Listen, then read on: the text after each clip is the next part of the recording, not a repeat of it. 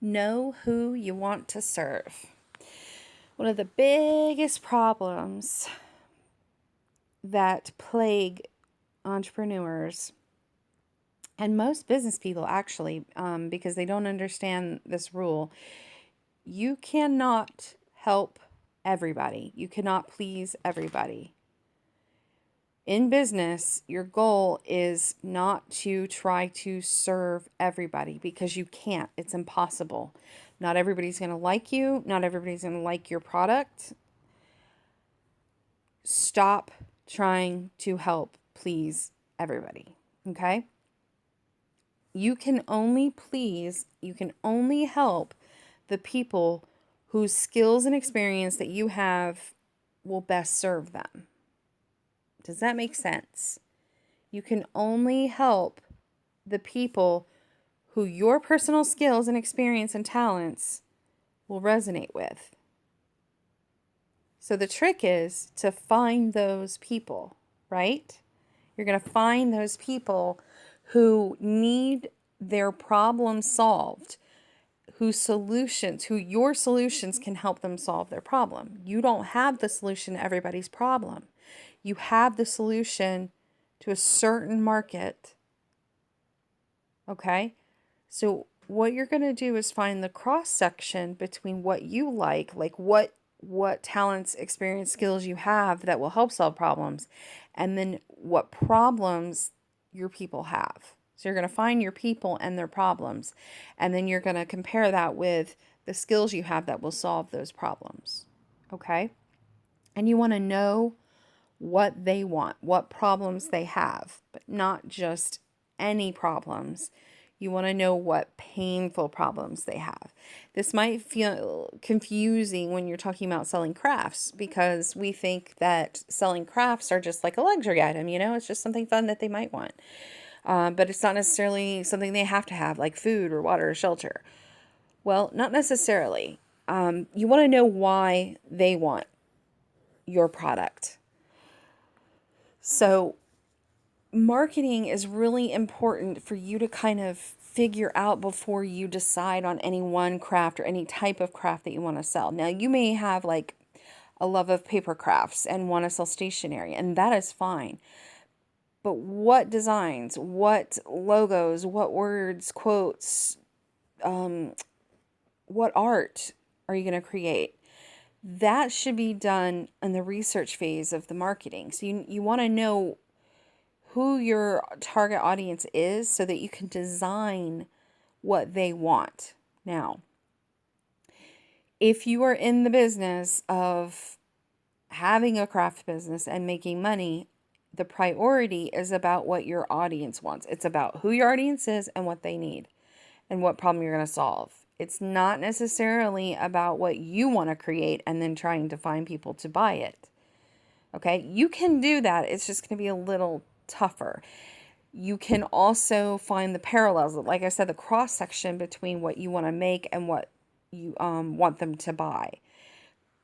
But if you're looking at making a living selling your crafts, then you need to find the audience who has a specific problem, and then you need to solve it with your craft. And I'll go more into that later. So how do we know why they want it? Like, well, how would we know why our customer would want our specific tumbler, for example? It has something to do with what's called their worldview.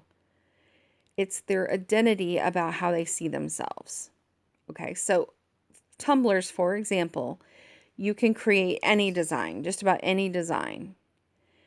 A person is going to perceive that tumbler based on their worldview and how they feel about how that tumbler makes them feel, how that tumbler reassures them their own self-identity about themselves. So, for example, I was in the military. I was in the Marine Corps. I'm going to want a tumbler that has something that confirms my self-identity about being a Marine. Okay? So that might be a patriotic American flag. It might be the Marine Corps emblem. It might be a really cool quote that goes with that emblem and that flag in the background. I may want my Tumblr just super Marine Corps oriented. It reassures, like it reaffirms my self identity about what I already think about myself. So when you start realizing this, it gets very exciting. You're unlocking, and you can almost predict the audience you'll draw in when you do this research, when you think about this. So I want you to think about who you want to serve in the sense of what your experience and skills can help you. If you enjoy knitting, for example, and you want to sell to a bunch of knitters, you want to sell your tumblers to a bunch of people who knit, then you may want to decorate your tumblers with a knitting theme or some of the common terms or some of the colloquial, slang. That's how you want to think about it. Okay?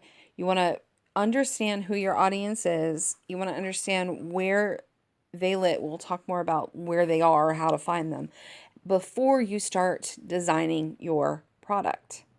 Okay? You don't design a product and then go find an audience. That's not the way this works. It's the opposite. You find out the audience you want to serve, and then you create a product for them and you give it to them.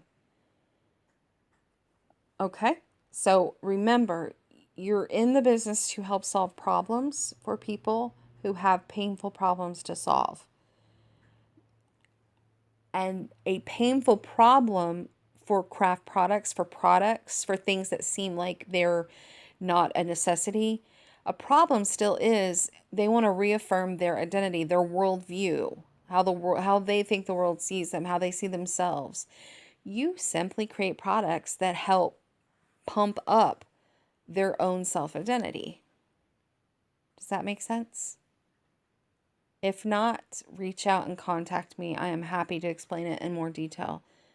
But once you understand this, like I said, it becomes super exciting and you can almost predict the money coming in, like the groups that will pay money for it. There's a few other factors to consider, which we're going to move forward and talk about, but this is a big one.